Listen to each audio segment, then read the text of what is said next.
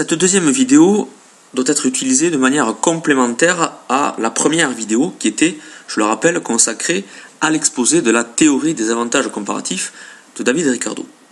Donc l'objectif de cette deuxième vidéo sera de savoir mettre en évidence l'existence d'avantages comparatifs à partir des méthodes de calcul contemporaines. On exposera la méthode dite des avantages comparatifs révélés pour en déduire les avantages comparatifs de l'économie française. Les notions au programme seront les mêmes que dans la vidéo précédente, à savoir celles d'avantages comparatifs, de spécialisation et de modèle. Nous travaillerons en 5 étapes. Une première étape dans laquelle nous montrerons en quoi la théorie de Ricardo n'est telle qu'un modèle. Nous verrons ensuite, dans un deuxième temps, comment construire un indicateur d'avantages comparatifs, puis de calculer, dans un troisième temps, l'indicateur d'avantages comparatifs dans le cas français. Ceci nous permettra, dans un quatrième temps, d'établir les avantages et désavantages comparatifs de la France pour en déduire, dans une cinquième étape, les principales conclusions qu'il faudra retenir. Donc première étape, on va se demander en quoi la théorie de Ricardo n'est qu'un modèle. Petit rappel, Ricardo travaille sur 2 pays, le Portugal, l'Angleterre, et sur 2 produits, le drap et le vin. On comprend que, ici, comme tout modèle, cette approche est considérablement simplificatrice. Elle est utile pour décrire la nature du système des échanges internationaux, c'est-à-dire concrètement quelle est la logique profonde des échanges internationaux, mais elle ne suffit pas à analyser la réalité qui est forcément plus complexe. Dans la réalité, ce ne sont pas 2 pays ou 2 produits qui doivent être pris en compte, mais bien plusieurs dizaines de pays et plusieurs milliers de produits. L'enjeu sera donc pour nous de passer d'une analyse théorique, telle qu'on a pu la trouver dans la première vidéo, à une analyse concrète. On dira également une analyse empirique. Donc pour ça, c'est la deuxième étape, on va construire un indicateur empirique d'avantages comparatifs à partir d'un exemple fictif. On va se demander comment savoir si l'économie d'un pays possède un avantage comparatif dans un produit, qu'on va appeler un produit K. La réponse à cette question consiste à dire que l'on va mesurer la contribution, qu'on va noter CK, du produit K au solde extérieur. Il s'agit de la méthode des avantages comparatifs révélés qui est utilisée notamment par le CEPI, c'est-à-dire le Centre d'études prospectives et d'information internationale. On va poser CK, donc la contribution du produit K au solde extérieur, de la façon suivante. Alors, ne vous laissez pas impressionner par les formules qui ont l'air très compliquées. Quand on y regarde de plus près, en réalité, c'est pas si compliqué que ça.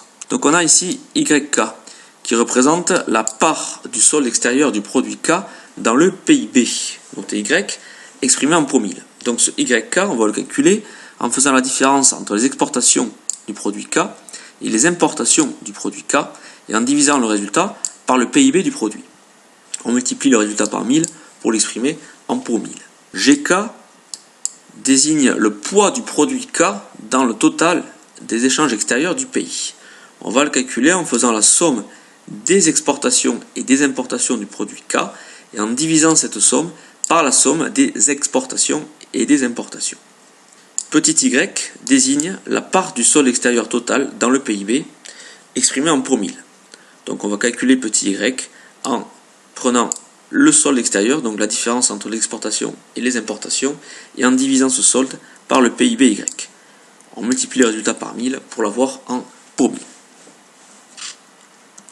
On va prendre un exemple fictif et on va se demander entre 2 pays A et B lequel a un avantage comparatif dans la fabrication du produit K, donc pour l'année 2017. Donc on vous donne toutes les informations nécessaires pour faire ce calcul et on vous rappelle les principales formules à utiliser. Je vous invite donc à mettre cette vidéo en pause et à compléter le tableau.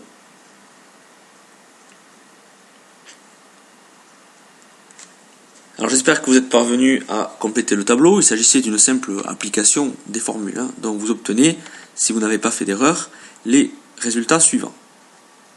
À partir de ces résultats et de la formule de CK, nous pouvons maintenant en déduire l'existence ou pas d'avantages comparatifs pour ce pays. Donc je vous invite là encore à mettre cette vidéo en pause et à terminer de compléter le tableau suivant. Si vous n'avez pas fait d'erreur, vous avez dû obtenir les résultats suivants. Donc nous voyons que le pays A a manifestement un désavantage comparatif dans le produit K.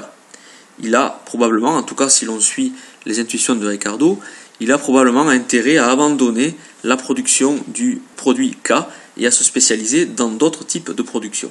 Inversement, puisque CK est positif dans le PIB possède lui un avantage comparatif dans la production du produit K et a donc intérêt à se spécialiser dans le produit K.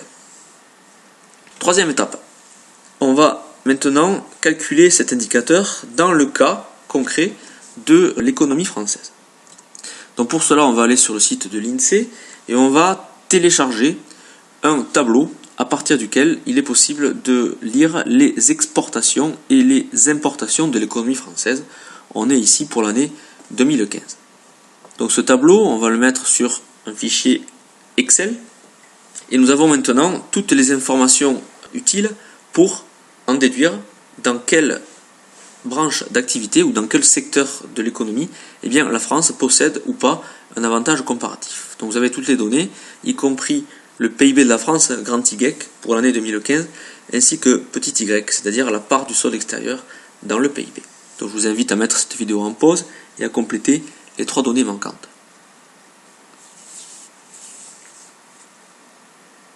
Le calcul de GK nous donnait un résultat égal à 0,056. Donc une remarque, à partir de Excel, on peut calculer de manière automatique ces résultats. Donc par exemple ici, en faisant B10 plus C10, c'est-à-dire en faisant la somme des exportations de transport et celle des importations de transport, et en divisant la somme des exportations totales et des importations totales, et bien on retrouve notre résultat 0,056. Même principe avec YK et CK. Donc on va lire ici, dans la dernière colonne du tableau, les avantages ou au contraire les désavantages comparatifs de la France. Donc je le rappelle, un chiffre positif traduit un avantage comparatif, un chiffre négatif traduit un désavantage comparatif. Quatrième étape, nous allons maintenant représenter les avantages et les désavantages comparatifs de la France. Donc on va partir du tableau précédent et on va aller chercher dans insertion, barre 2D, et bien on va aller chercher la construction graphique de ces différents avantages et désavantages comparatifs. Et on va obtenir le graphique suivant.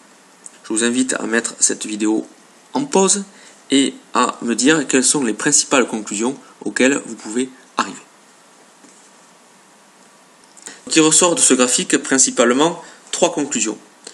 Première conclusion, la France possède manifestement des difficultés dans son secteur industriel.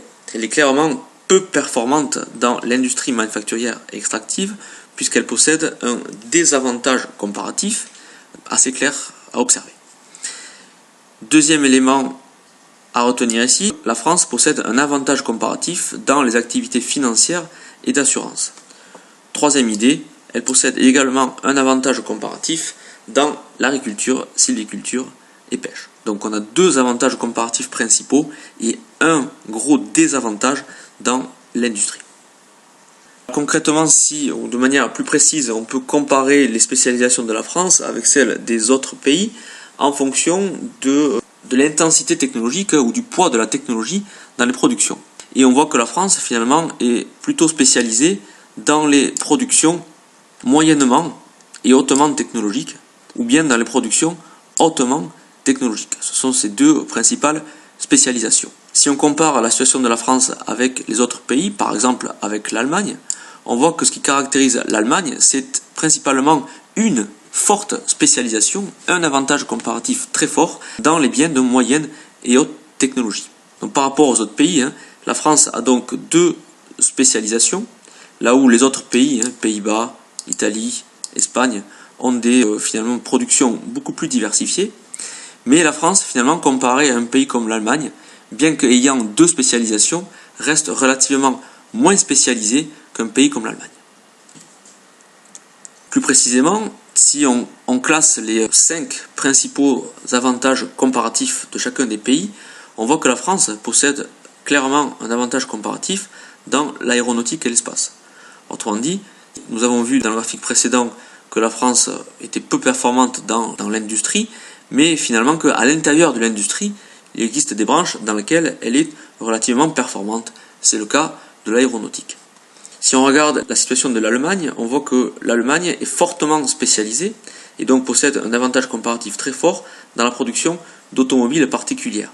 Donc on voit, si on regarde par exemple l'Allemagne et l'Espagne, on voit qu'on en a deux pays qui sont spécialisés dans les automobiles particulières, à ceci près que l'Allemagne est beaucoup plus fortement spécialisée dans ces mêmes automobiles que l'Espagne, puisqu'on a un avantage comparatif qui s'élève à 25 pour l'Allemagne contre un peu plus de 15 pour l'Espagne.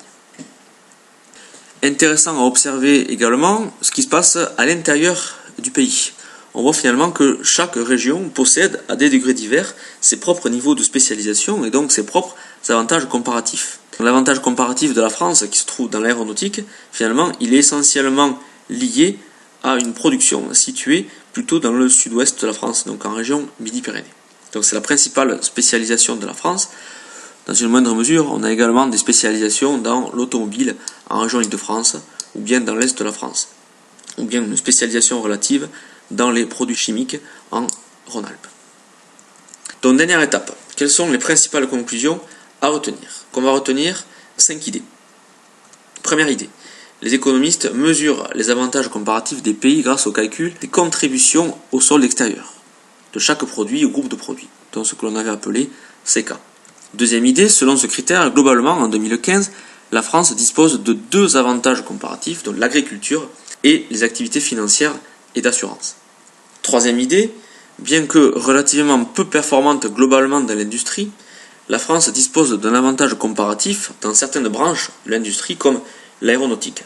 Autrement dit, il serait réducteur de dire que la France, parce qu'elle est peu performante dans l'industrie, devrait abandonner la production industrielle.